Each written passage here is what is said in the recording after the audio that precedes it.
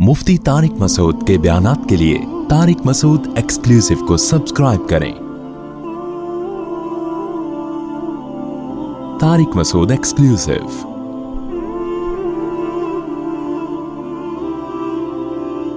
वल्लज़ीना हाजरू फ़िल्लाहि मिन बादि मा ज़ुलिमू लनुबव्विअन्नहुम फ़िद्दुनिया हसना। आपको मालूम है कि पिछले रुकू में तज़किरा चल रहा था कि ये लोग कसम उठा के कहते हैं कि क़यामत कायम नहीं होगी। अल्लाह ने फरमाया कि ज़रूर कायम होगी, क्योंकि अगर क़यामत कायम ना हो तो हिसाब व किताब फिर कैसे होगा इंसानों का। लियुबय्यिन लहुमुल्लज़ी यख्तलिफून फ़ीही, ताकि अल्लाह बयान कर दे उन बातों को जिनमें ये लोग इख्तिलाफ कर रहे हैं। ये पिछले रुकू में था। लेकिन सहाबा कराम पर चूंकि मुसलसल मसाइब आ रहे थे, मुशरिकीन की तरफ से हट धर्मियाँ थीं, तो उन्हें इस बात में भी तसल्ली की ज़रूरत थी कि एक तो मुशरिकीन मक्का के ताने हैं जिनका कुरान जा बजा जवाब दे रहा है कि आपके हाथ में इनकी हिदायत नहीं है, अल्लाह चाहता तो सबको खुद से हिदायत दे देता।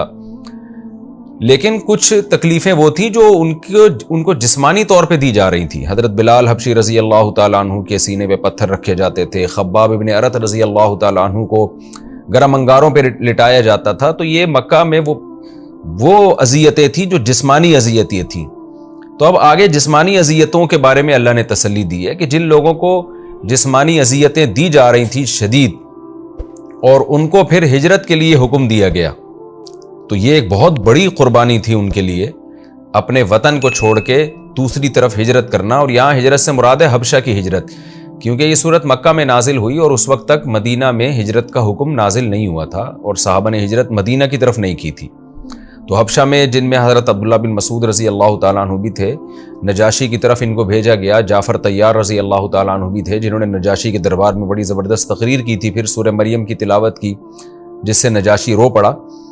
तो इन्हें हुक्म दिया गया हबशा की तरफ हिजरत करने का। फिर बाद में अल्लाह ताला ने मदीना की तरफ हिजरत का हुक्म दिया, क्योंकि मदीना में एक मुसलमानों की एक मजबूत रियासत बन चुकी थी।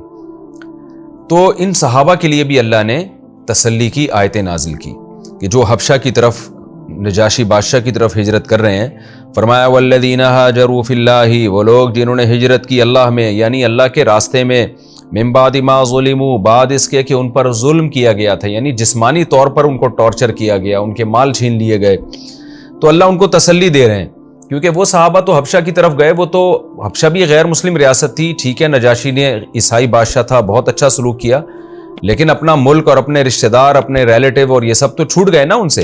तो कुरान उनको तसल्ली दे रहा है कि लनुबव्विअन्नहुम फ़िद्दुनिया हसना, वो तसल्ली रखें, हम ज़रूर बिज़रूर दुनिया में भी उनको अच्छा ठिकाना देंगे, यानी अनकरीब दुनिया में भी तुम्हारे लिए किसी स्टेबल जगह पे, जो तुम्हारी ही रियासत हो, तुम्हारा ही मुल्क हो, उसमें तुम्हें ठहरने की एक जगह देंगे। और इससे मुराद है मदीना। चुनाचे नबी सल्लल्लाहु अलैहि वसल्लम की दावत जो मक्का में तो लोग उसको एक्सेप्ट नहीं कर रहे थे, लेकिन मदीना वालों के दिल नरम थे। मदीना से मुख्तलिफ वफूद आते।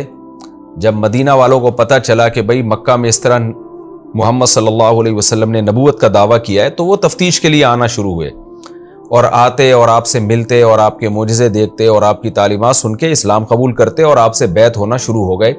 और मदीना में इतने लोग मुसलमान हो गए, बहुत से तो जिन्होंने नबी को देखा नहीं वो भी मुसलमान हो गए। और फिर मदीना एक ऐसी जगह बनी नबी सल्लल्लाहु अलैहि वसल्लम के लिए और मुसलमानों के लिए, ऐसी सूटेबल जगह जहां नबी सल्लल्लाहु अलैहि वसल्लम हिजरत कर सकते थे। तो आप सल्लल्लाहु अलैहि वसल्लम ने वहां हिजरत की और आपका शानदार इस्तकबाल हुआ।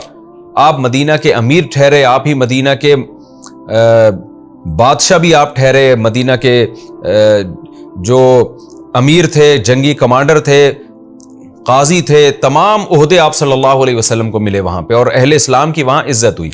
तो उसके बाद ये जो वफद था अब्दुल्ला बिन मसूद रज़ी अल्लाह ताला अन्हु और जाफ़र तैयार का, ये लोग फिर मदीना चले गए। तो अल्लाह ने अपना वादा इस तरह पूरा किया कि उनको एक मजबूत ठिकाना दे दिया।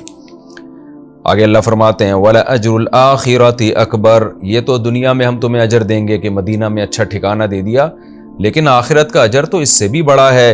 लौ कानू यालमून, काश ये लोग यानी काफिर लोग भी ये बातें जान लें कि तुम जिन पर जुल्म कर रहे हो अंजाम उन्हीं का अच्छा होने वाला है। तो जिनका अच्छा अंजाम हुआ, जिन्होंने हिजरत की, तो उनके लिए आखिरत का अंजाम अच्छा क्यों है, इसकी अल्लाह आगे वजह बयान कर रहे हैं। الذین صبروا، یہ وہ لوگ ہیں جنہوں نے صبر کیا، وعلی ربہم یتوکلون، اور یہ انہوں نے اپنے رب پر یہ توکل کرتے ہیں۔ اللہ کا حکم آیا کہ بھئی مکہ چھوڑ دو، یہاں دین پر چلنا ممکن نہیں ہے، تو کتنے تحفظات تھے، پتہ نہیں یہ غیر کنٹری میں جا رہے ہیں، نجاشی عیسائی بادشاہ ہے، وہ نبی صلی اللہ علیہ وسلم کی نبوت کا سن کے اور ہی سیخ پانا ہو جائے، ہمیں قتل نہ کر دے، لیکن اب کوئی آپشن ہی نہیں تھا نا۔ تو جب انسان کے پاس کوئی آپشن نہیں ہوتا تو شریعت کا حکم یہ ہے کہ یہ دیکھا جائے کہ کم نقصان کس میں ہے۔ ایک جگہ نقصان یقینی ہے، یعنی دو اصول اختیار ہوتے ہیں، ایک تو یہ کہ دو نقصانوں میں سے کم نقصان کس میں ہے، نمبر دو یقینی کس میں ہے اور غیر یقینی کس میں۔ تو مکہ میں رہتے ہوئے زیادہ نقصان کا خطرہ بھی تھا اور وہ نقصان بھی یقینی تھا۔ حبشہ جانے میں ایک تو نقصان بھی کم ہونے کا خطرہ تھا اور اس کا بھی امکان تھا کہ وہ کم نقصان بھی نہ ہو، مکمل پناہ دے دے آپ کو، کیونکہ نجاشی کے حالات جو ان کے سامنے آئے وہ تعریفیں آئی تھی کہ وہ نرم دل بادشاہ ہے۔ تو ایسے موقع پہ شریعت کہتی ہے کہ آپ اسباب اختیار کریں اور پھر اللہ پہ توکل کریں، نتیجہ اللہ پہ چھوڑ دیں۔ تو ان حضرات نے ایسا نہیں کیا کہ ان حالات میں کفر کی طرف چلے گئے، بلکہ اپنا فیوچر اللہ کے حوالے کیا کہ کوئی بات نہیں، ہم اللہ کے لیے قربانی دیں گے، اپنے دین سے پیچھے ہم نہیں ہٹیں گے۔ اسی کو اللہ نے توکل سے تعبیر کیا، یعنی اللہ پر اعتماد، کہ رزق دینے والی ذات، ٹھکانہ دینے والی ذات اللہ کی ذات ہے۔ تو صبر بھی کیا اور اللہ پر توکل اور اعتماد بھی کیا۔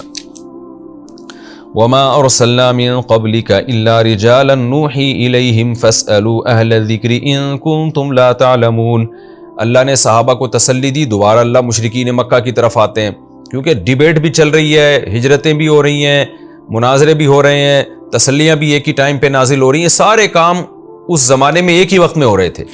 تو اللہ مشرکین مکہ کو کہتا ہے کہ تم بار بار یہ دعویٰ کرتے ہو کہ انسان کیسے پیغمبر بن گیا، تو تم چونکہ اہل کتاب نہیں ہو، تم میں 2000 سال پہلے ایک پیغمبر آئے ہیں اسماعیل علیہ السلام، ان کی تعلیمات محو ہو چکی ہیں، اس لیے تمہیں یہ چیز اچنبھے کی لگ رہی ہے کہ اللہ نے انسان کو کیسے اپنا نائب بنا دیا، یعنی نبوت، رسالت میں، پیغام پہنچانے میں، تو کیسے اللہ نے بنا دیا۔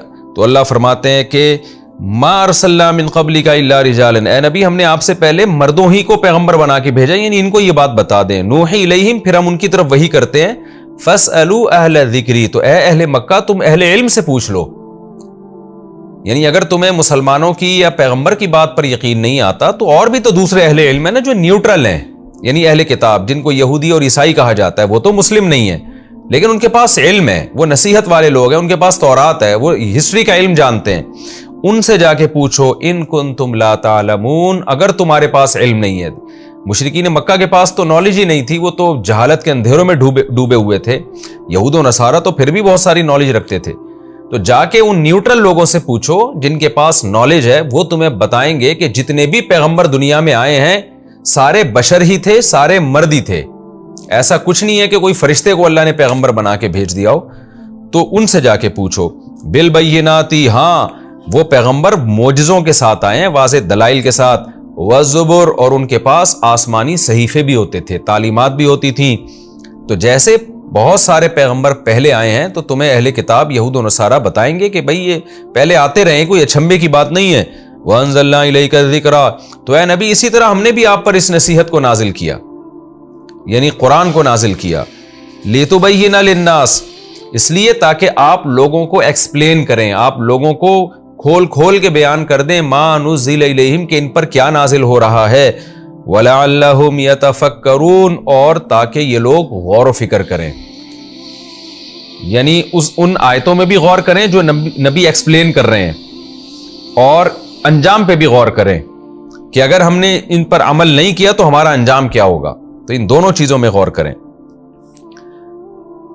تبھی آگے اللہ تعالیٰ دھمکی دیتے ہیں، افامن الذین مکروا السیئات، کہ تم اعتراضات میں لگے رہتے ہو اور اسلام کے خلاف تدبیریں کرتے رہتے ہو جو کہ اللہ کے خلاف تدبیریں ہیں، تو کیا تم لوگ اس بات سے بے خوف ہو گئے ان یخسف اللہ بہم الارض، کہ اللہ ان کے ساتھ زمین کو دھسا دے، یعنی تمہیں ڈر نہیں لگتا کہ اللہ تمہیں زمین میں بھی دھسا سکتا ہے، او یاتیہم العذاب، یا ان پر اس طرح سے عذاب آ جائے، من حیث لا یشعرون، کہ ان کو پتہ بھی نہ چلے، او یاخذہم فی تقلبہم، یا ان کو چلتے پھرتے پکڑ لے، یہ اپنی مستیوں میں گم ہوں اور اچانک ان پر عذاب آ جائے، یعنی اللہ کو تو ہر طرح سے عذاب دینے پر قدرت ہے، فما ہم بمعجزین، تو پھر یہ اللہ کو ہرا نہیں سکیں گے، او یاخذہم علی تخوف، یا ان پر خوف کی ایک حالت ہو، مال کے گھٹنے کا خطرہ ہو، قحط آ رہا ہو، جیسے انسان پر تو مختلف حالتیں آتی رہتی ہیں نا۔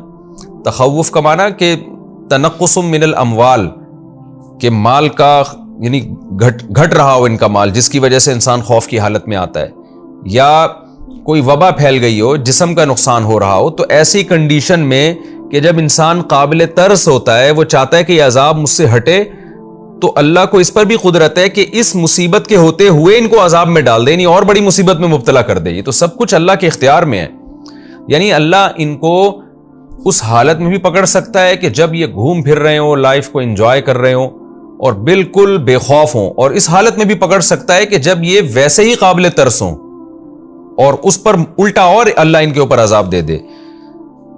فَإِنَّ رَبَّكُمْ لَرَؤُوفٌ الرَّحِيمٌ، پھر اللہ خود اپنی تعریف کرتے ہیں کہ بے شک واقعی تمہارا رب تو بڑا شفیق ہے اور رحم کرنے والا ہے۔ کیا مطلب؟ ایسا کرتا نہیں ہے وہ، تو اس مہلت سے فائدہ اٹھاؤ، لیکن یہ ممکن ہے، پاسبل ہے کہ اللہ ایسا کر دے گا، اس بات کا امکان پورا موجود ہے۔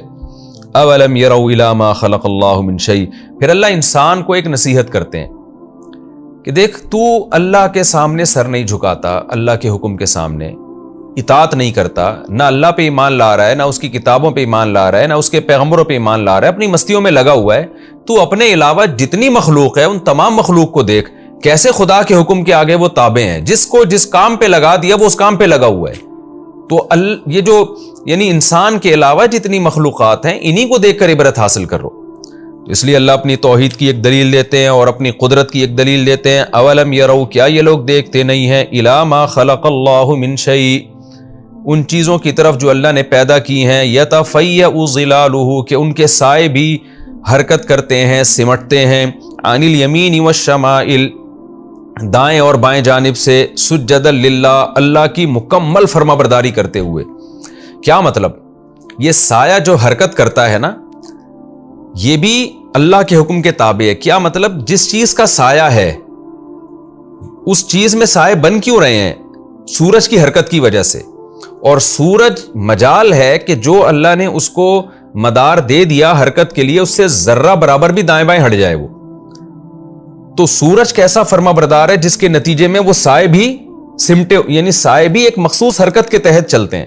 یعنی ایسا لگتا ہے کہ اللہ نے کان سے پکڑ کے سورج کو راستے پہ چلا دیا اور ان چیزوں کے سایوں کو بھی اسی کے تابع کر دیا کہ جیسے جیسے سورج حرکت کر رہا ہے تمہارے سائے بھی اسی انداز سے سمٹیں گے۔ اور صدیوں سے یہ پورا ایک سسٹم ہے، اس سسٹم میں ذرہ برابر بھی تبدیلی نہیں ہو رہی۔ تو اس چیز کو یوں تعبیر کیا گیا کہ سائے اور وہ چیزیں اور سورج، یعنی جو یہ تمام کی تمام چیزیں اللہ کے حکم کے تابع ہیں۔ تو آپ دیکھیں نا، آج تو پوری کیلکولیشن ہے، ماہر فلکیات پہلے سے بتا دیتے ہیں کہ اس چیز کا سایہ اتنے بج کے اتنے منٹ پہ یہاں ہوگا، اتنا لمبا سایہ ہوگا، اور وہ ادھر ہی ہوتا ہے۔ وجہ کیا ہے کہ سایہ جس چیز کی عکاسی ہے وہ ہے سورج کی حرکت، اور اس حرکت میں تبدیلی نہیں آتی۔ تو اس چیز کو اللہ تعالیٰ نے ایک بلیغ انداز میں بیان کیا، اس کائنات کی ایک حقیقت کو۔ اللہ فرماتے ہیں کیا یہ لوگ دیکھتے نہیں ہیں، اللہ نے جو چیزیں پیدا کی ہیں ان کے وہ چیزوں کے سائے بھی حرکت کرتے ہیں، یعنی وہ بھی اللہ کے تابع ہیں۔ وَهُمْ دَاخِرُونَ، اور یہ تمام چیزیں، یعنی وہ چیزیں بھی اور ان کے سائے بھی، یہ سب کے سب اللہ کے حکم کے فرما بردار ہیں۔ یعنی مخلوق میں جس کو اللہ نے جس کام پہ لگا دیا وہ اس سے ذرہ برابر بھی انحراف نہیں کرتا۔ یہ سایوں کی مثال اس لیے دی کہ یہ بھی ایک یعنی سورج کی حرکت جو ہے نا، اس کا ایک بڑا خوبصورت مظہر ہے۔ آپ دیکھیں نا، پہاڑی علاقوں میں جائیں نا تو وہ ایک الگ ہی منظر ہوتا ہے، سائے ہوتے ہیں تو بالکل اندھیرا، اور جیسے جیسے سورج حرکت کرتا ہے وہ سائے ایسے سمٹتے ہیں، بڑا ایک خوبصورت منظر ہوتا ہے یہ، سمٹتے سمٹتے سمٹتے سمٹتے پھر دوسری جانب بڑھنا شروع ہو جاتے ہیں۔ آگے اللہ فرماتے ہیں وَلِلَّهِ يَسْجُدُ مَا فِي السَّمَاوَاتِ وَمَا فِي الْأَرْضِ، کہ جو کچھ آسمانوں میں اور جو کچھ زمینوں میں ہے سب کا سب اللہ کو سجدہ کرتا ہے، یعنی اللہ کے قدموں میں گرا ہوا ہے، کوئی بھی اللہ کے حکم سے پیچھے نہیں ہٹتا۔ من دابۃ، جتنی بھی جاندار مخلوق ہے، والملائکۃ، اور فرشتے بھی، وہم لا یستکبرون، اور ان میں کوئی بھی تکبر نہیں کرتا، کوئی بھی اللہ کے سامنے اکڑتا نہیں ہے، کوئی بھی اللہ سے حکم کو پورا کرنے کی ریزن نہیں پوچھتا۔ لہذا انسان کو بھی اللہ کے عذاب سے ڈرنا چاہیے اور اطاعت کرنی چاہیے. یخافون ربہم من فوقہم، یہ تمام مخلوق اپنے رب سے ڈرتی ہے جو ان کے اوپر ہے، یعنی عرش پر ہے، جس کی شان حقیقت اللہ ہی کو معلوم ہے، اس کی کیفیت اللہ ہی کو معلوم ہے. تو یہ جو ذات عرش پر ہے، یہ تمام کے تمام مخلوق اس سے ڈرتی ہے. وَيَفْعَلُونَ مَا يُؤْمَرُونَ، اور جس بات کا بھی ان کو حکم دیا جاتا ہے یہ کر گزرتے ہیں. تو اس لیے انسان کو بھی اللہ کی اطاعت کرنی چاہیے، اس کی فرما برداری کرنی چاہیے، اس کے آگے اپنے سر کو جھکا دینا چاہیے. یہ رکوع ہمارا کمپلیٹ ہوا. اس میں کچھ اہم علمی نکات ہیں، وہ میں انشاءاللہ نمبر وار بیان کرتا ہوں. سب سے پہلی بات تو یہ پتہ چلی ہجرت کی اہمیت اور فضیلت، کہ انسان کے لیے سب سے بڑی قربانی کیا ہے. شہادت کے بعد سب سے بڑی قربانی ہے اپنے وطن کو چھوڑنا، اور وہ وطن جس میں آپ پیدا ہوئے اور آپ کے باپ دادے صدیوں سے وہیں رہتے آ رہے ہوں، تو اس جگہ کو چھوڑنا خاص طور پر عرب کے لیے تو بہت مشکل کام تھا، لیکن صحابہ کرام نے کتنی بڑی قربانی دی. تو یہ جو ہے نا ہجرت کی فضیلت، یہ ہمارے لیے بھی ہے. اب حدیث میں آتا ہے کہ اس طرح سے ہجرت نہیں ہے جیسے پہلے ہوا کرتی تھی، لا ہجرت بعد الفتح، فتح مکہ کے بعد اب ہجرت نہیں ہے. لیکن جب زمینی حقیقت اس طرح سے ہو جائے اور اس طرح سے مظالم شروع ہو جائیں یا ایسے حالات پیدا ہو جائیں کہ کسی خطے میں آپ کے لیے دین پر عمل ممکن ہی نہ رہے، تو آج بھی اس علاقے کو چھوڑنا واجب ہے. بہت سے لوگ یورپ چلے جاتے ہیں، مغربی کنٹریز میں چلے جاتے ہیں، حالانکہ ان کو یقین ہوتا ہے کہ ہماری اولاد مرتد ہو جائے گی، پھر بھی وہ جا رہے ہوتے ہیں پیسوں کے لیے. تو یہ مطلب نہیں ہے کہ یورپ میں جانا، امریکہ میں جانا حرام ہے، ناجائز ہے. جو اپنے دین کو بچا سکتا ہے اس کے لیے جانا جائز ہے، بلکہ کسی حد تک بعض لوگوں کے لیے تو ضروری بھی ہے. لیکن خوب سمجھ لیں، جس کو یہ غالب گمان ہو کہ میں وہاں جا کے اپنے یا اپنی اولاد، اپنے بیوی بچوں کو دین کو نہیں بچا سکتا، تو اس کے لیے نہ صرف یہ کہ وہاں جانا جائز نہیں ہے، بلکہ وہاں سے موو کرنا اس پر واجب ہے. تو اور ایسے موقع پہ اللہ کی طرف سے پھر یہ فضیلت ہے کہ جو بھی اللہ کی خاطر کسی علاقے کو چھوڑے گا، اللہ کی خاطر، تو رزق کا وعدہ اللہ نے کیا ہے. وہ اللہ پہ اعتماد کرے، توکل کرے. لَنُبَوِّئَنَّهُمْ فِي الدُّنْيَا حَسَنَةً، ہم آخرت تو بعد میں، ہم دنیا میں بھی اس کو انشاءاللہ اچھا ٹھکانہ دیں گے اگر اللہ نے چاہا تو. اور چاہا کا مطلب یہ ہے کہ نہیں چاہے گا نا تو آپ کو جس کنٹری میں آپ پیسے کے لیے جا رہے ہیں وہاں آپ کو رسوا کر دے گا. اس بات کا خطرہ پورا موجود ہے. تو ایک تو ہجرت کی فضیلت ہمیں معلوم ہوتی ہے. دوسری بات یہ کہ صحابہ کرام جو ہجرت کر رہے تھے نجاشی بادشاہ کی طرف، حبشہ کی طرف، جس کو آج کل ایتھوپیا کہا جاتا ہے،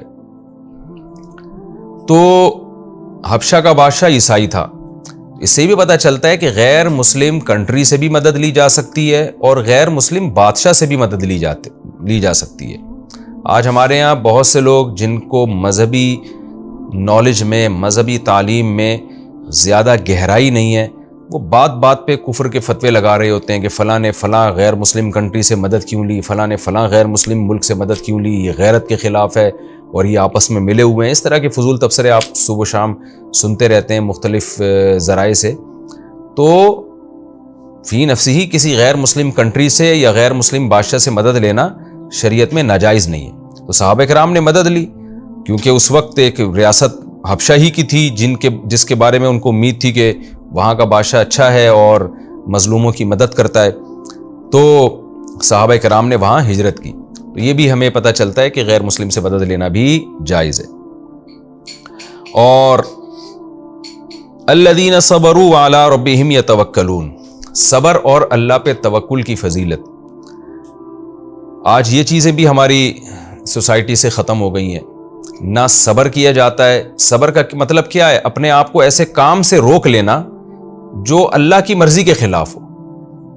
مصیبت میں، یعنی مصیبت میں اپنے آپ کو ایسے کام سے روکیں کہ جس سے اللہ ناراض ہوتا ہے. کیونکہ مصیبت کے وقت نا انسان بالکل حواس باختہ ہو جاتا ہے اور الٹے کام کرنا شروع کر دیتا ہے، اللہ کو ناراض کرنا شروع کر دیتا ہے. تو یہ چیز بھی بہت امپورٹنٹ ہے. جزا فضا کرنا، مصیبت میں آپے سے باہر ہو جانا، یہ کوئی فضیلت کی بات نہیں ہے. اور توکل کی فضیلت. توکل کا مطلب کیا ہے؟ توکل کا مطلب ہے اسباب اختیار کرنا. وہ اسباب جس کا حکم اللہ نے دیا ہے، ان اسباب کو چھوڑ دینا جن سے اللہ ناراض ہوتا ہے. اور جب آپ ان اسباب کو چھوڑیں گے جن سے اللہ ناراض ہوتا ہے تو آپ کو کچھ خوف لاحق ہوگا، یار پتہ نہیں میں کھانے کو ملے گا نہیں ملے گا. تو اس موقع پہ اللہ پہ اعتماد کرنا. خوب سمجھ لیں, اللہ پہ اعتماد کا مطلب یہ نہیں ہے کہ اسباب چھوڑ دیں آپ. مثال کے طور پر یہ صحابہ کرام حبشہ ہجرت نہ کرتے, مکہ میں رہ کے صبر کرتے تو یہ غلط ہوتا. اس لیے کہ ایک آپشن ہے آپ کے پاس, اس مصیبتوں سے بچنے کے لیے ایک راستہ ہے, تو اس راستے کو تو اختیار کیا جائے نا. پھر اس میں جو تحفظات ہو تو ان میں اللہ پہ اعتماد کیا جائے. تو ہمارے یہاں بعض لوگ اسباب بالکل چھوڑ دیتے ہیں اور کہتے ہیں ہم اللہ پہ توکل کریں گے, یہ بھی غلط ہے. اور بعض اسباب ایسے اختیار کرتے ہیں کہ جائز ناجائز کا فرق ختم کر دیتے ہیں, تو یہ بھی اللہ پہ توکل کے خلاف ہے. ایک اہم پوائنٹ کی بات اس میں یہ بھی پتہ چلتی ہے کہ اللہ نے مشرکین مکہ کو حکم دیا کہ اہل علم سے پوچھو کہ جتنے بھی پیغمبر دنیا میں آئے ہیں سارے مرد تھے. تو اس سے اہل علم کی فضیلت بھی معلوم ہوتی ہے. حالانکہ جن اہل علم کی بات ہو رہی ہے وہ تو یہود و نصارہ تھے, اہل کتاب تھے, لیکن بہرحال نالج تھی ان کے پاس. انہیں پتا تھا کہ بھئی پیغمبر ہمیشہ سے انسان ہی آتے رہے ہیں, فرشتے پیغمبر نہیں آتے. تو اس سے ہمیں یہ بھی پتا چلتا ہے کہ جو جس کی فیلڈ ہے نا, اس فیلڈ میں اس کی اتباع کی جائے گی. اسی کو تقلید بھی کہا جاتا ہے.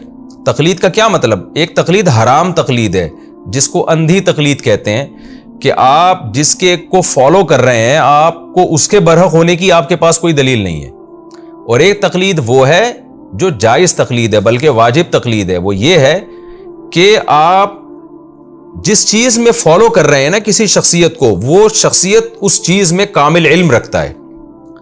تو ایسے موقع پہ اہل علم کو فالو کرنا قرآن نے اس کا حکم دیا ہے, کیونکہ قرآن کہہ رہے ہے اہل علم سے پوچھو اگر تمہیں معلوم نہیں ہے. تو کیا مطلب, کیا پوچھو؟ وہ پوچھو جو جس کا علم ان کے پاس ہے.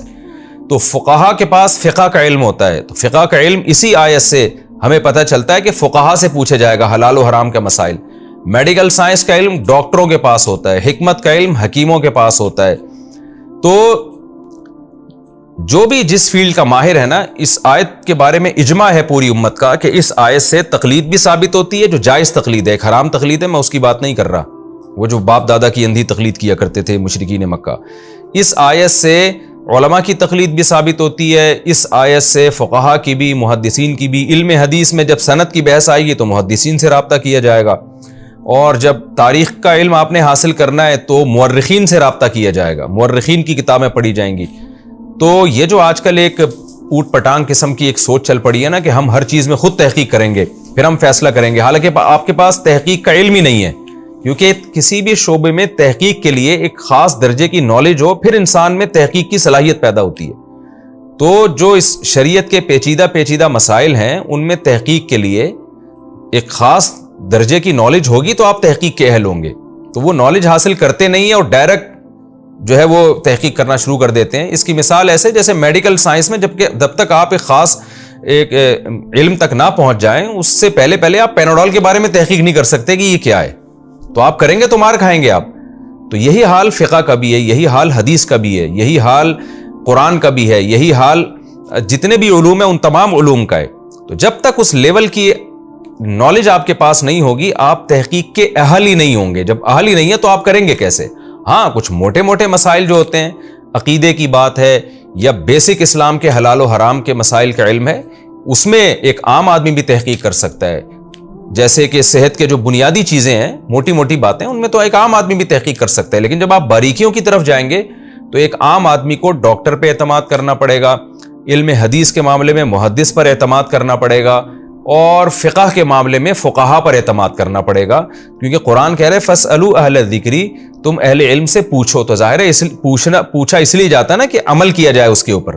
تو یہاں پوچھنے کا مطلب یہ ہے کہ پوچھ کر اس پر عمل کرو. تو اللہ مشرکین مکہ سے کہہ رہے ہیں کہ تم اہل علم سے پوچھو اگر تمہارے پاس علم نہیں ہے, تم ہسٹری نہیں جانتے, تمہارے پاس آسمانی کتابیں نہیں ہیں, تو جن کے پاس ہیں ان سے یہ بات پوچھو, وہ تمہیں بتائیں گے کہ جتنے بھی پیغمبر پہلے آئے ہیں وہ تمام کے تمام, ان میں سے کوئی بھی پیغمبر فرشتہ نہیں تھا, فرشتے نہیں تھے وہ. تو یہ جو تواتر سے خبر چلی آ رہی ہے نا اہل کتاب میں, یہ خبر حجت ہے. یہاں ایک بات کا ایک اشکال ہوتا ہے کہ جو ہے یہ جو عیسائی تھے یہ تو عیسیٰ علیہ السلام کو بشر نہیں مانتے تھے, یہ تو اللہ کا بیٹا مانتے تھے, ان میں الوہیت کے قائل تھے. تو وہ تو عیسیٰ علیہ السلام کے بارے میں یہ نہیں کہیں گے کہ وہ بشر تھے. تو خوب سمجھ لیں کہ جب عمومی طور پر اہل علم سے پوچھا جائے گا نا, تو جو تواتر کے ساتھ جو علم حاصل ہوگا وہ علم یہی حاصل ہوگا کہ جب سارے پیغمبر بشر تھے تو عیسیٰ ابن مریم بھی بشر تھے.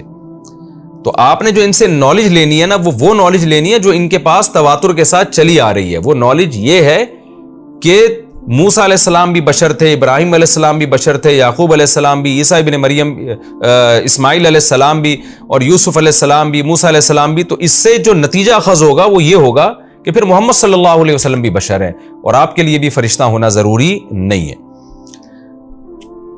تو یہ بھی ایک پوائنٹ کی بات ہے.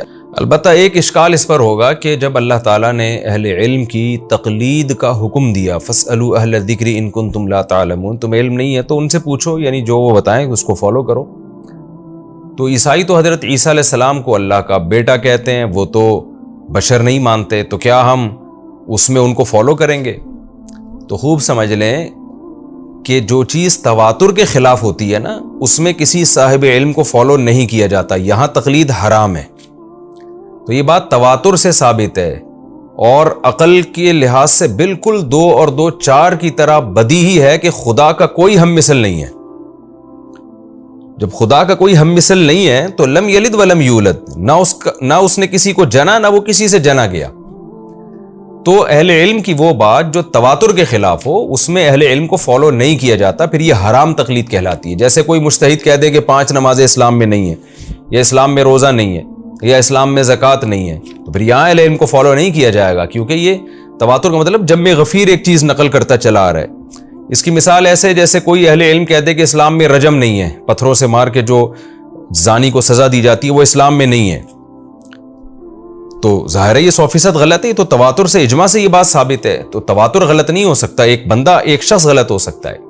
تو فاسألوا اہل الذکر ان کنتم لا تعلمون کا مطلب وہ چیزیں جن میں تقلید جائز ہے ان میں اہل علم کی تقلید کرو. جہاں کسی اہل علم کا غلط ہونا تواتر سے ثابت ہو جائے, اور تو وہ تو پھر اس کا غلط ہونا ثابت ہوگا. جیسے کہ مشرکین مکہ اپنے باپ دادا کی اندھی تقلید کیا کرتے تھے, پھر یہ اسی کی فہرست میں داخل ہوگا. اور ایک اہم نقطے کی بات جو اگلی آیت وَأَنزَلْنَا إِلَيْكَ الذِّكْرَ لِتُبَيِّنَ لِلنَّاسِ مَا نُزِّلَ إِلَيْهِمْ, یہ بہت اہم نقطے کی بات ہے کہ ہم نے اے نبی آپ پر کتاب کو نازل کیا, قرآن کو, لِتُبَيِّنَ لِلنَّاسِ, تاکہ آپ لوگوں کو بیان کریں کہ کیا نازل ہوا ہے. یعنی ایکسپلین کون کرے گا؟ نبی صلی اللہ علیہ وسلم. آج بہت سے لوگ ہیں جو کہتے ہیں ہم قرآن کو مانتے ہیں, حدیث کو نہیں مانتے. حالانکہ قرآن کی ایکسپلینیشن جو ہے وہ حدیث سے ہوگی, اس کو ڈیفائن حدیث میں کیا گیا ہوگا. اگر آپ حدیث کو نکال دیں تو قرآن بھی نہیں سمجھ سکتے آپ پھر. اور تیسری بات یہ کہ وَلَعَلَّهُمْ يَتَفَكَّرُونَ, پھر یہ لوگ بھی تفکر کریں گے. یعنی نبی کے بیان کے بعد بھی بات ختم نہیں ہو جائے گی, ان کو ڈیپ میں جا کے خود ان کو بھی غور و فکر کرنا پڑے گا, جس کو اجتہاد کہا جاتا ہے. تبھی اسلامی علم اور اسلامی قانون جو مرتب ہوا ہے نا, وہ 3 چیزوں کو سامنے رکھ کر, قرآن, حدیث اور فقہ, یعنی قرآن بھی ہے, اس میں حدیث بھی ہے, پھر فقہا کا اجتہاد بھی ہے. یہ تینوں چیزیں مل کے اسلامک لا مرتب ہوتا ہے. کتاب الطہارہ, کتاب الصلاۃ, پھر اذان کا باب, پھر حج اور زکوٰۃ, پھر معاملات خرید و فروخت کے, پھر نکاح اور طلاق کے, پھر وراثت اور حدود. یہ تمام جو اسلامی حکام ہے نا, یہ ان 3 چیزوں کا مجموعہ ہے, قرآن, حدیث اور پھر فقہا کا اجتہاد. کچھ لوگوں نے حدیث کو نکال دیا اور کہا کہ ہم صرف قرآن کو مانتے ہیں, وہ بھی گمراہ ہیں. کچھ لوگوں نے کہا کہ ہم صرف قرآن اور حدیث کو مانتے ہیں, وہ بھی گمراہ ہیں. تو اس میں صحیح راستے پر وہ لوگ ہیں جو قرآن, حدیث اور فقہا کا اجتہاد, ان تینوں چیزوں کو, اجتہاد قرآن حدیث کو سمجھنے کے لیے جو اجتہاد کیا گیا, اگینسٹ میں نہیں جاتا وہ, اس کے سمجھنے کے لیے. تو جب تک یہ 3 چیزیں نہیں ملیں گی اس وقت تک قرآن و سنت پر عمل پاسبل ہی نہیں ہے. تو یہ تفکر, ظاہر ہے یتفکرون میں تفکر ہے نا, غور و فکر, تو غور و فکر وہی کرے گا نا جو قرآن حدیث کا پراپر علم جانتا بھی ہو. تو فقہا جانتے ہیں, مجتہدین جانتے ہیں, ان کے غور و فکر کا اعتبار ہوگا. اسی بات کو حدیث میں یوں بیان کیا گیا, آپ صلی اللہ علیہ وسلم نے فرمایا, صحیح حدیث ہے, بلغوا عنی ولو آیا, جو مجھ سے سنو آگے پہنچاؤ. رب حامل فقہ غیر فقیہ, بہت سے لوگ علم کی بات جانتے ہیں, سمجھتے نہیں ہیں. کیا مطلب؟ اللہ نے ایسے لوگ پیدا کیے ہیں کہ وہ آپ کو اس کا مطلب بتائیں گے. تو ایسے ہی فقیہ کو کی جمع آتی ہے فقہا. حدیث میں آتا ہے امت 2 طبقوں میں بٹی ہوئی ہے, ایک فقیہ اور ایک غیر فقیہ. یہ جو حدیث میں نے تشریح بتائی نا, اسی سے پتہ چلتا ہے. تو فقیہ کی جمع فقہا. تو جو کہتے ہیں ہم فقہا سے نہیں پوچھیں گے, فقہ شقہ کچھ نہیں ہوتا, تو وہ قرآن کی اس آیت کے بھی منکر ہیں. تو تفکر دونوں طرح سے ہوگا, اس میں بھی کہ ہم نے عمل کیسے کرنا ہے, اگر عمل نہیں کیا تو ہمیں سزا ملے گی، اور اس طرح سے بھی کہ اس کا مطلب کیا ہے، تو مطلب فقہا بتائیں گے۔ تو یہ ہمارا رکوع الحمدللہ کمپلیٹ ہوا، جو علمی نکات تھے مختصر وہ بھی میں نے بیان کر دیے، اور ہم انشاءاللہ پھر اگلے ایپیسوڈ میں سورہ نحل کا رکوع نمبر 7 اور 14ویں پارے کا رکوع نمبر 13 انشاءاللہ میں شروع کروں گا۔ اللہ تعالی ہمیں سمجھنے کی اور عمل کی توفیق عطا فرمائے۔ وما علینا الا البلاغ۔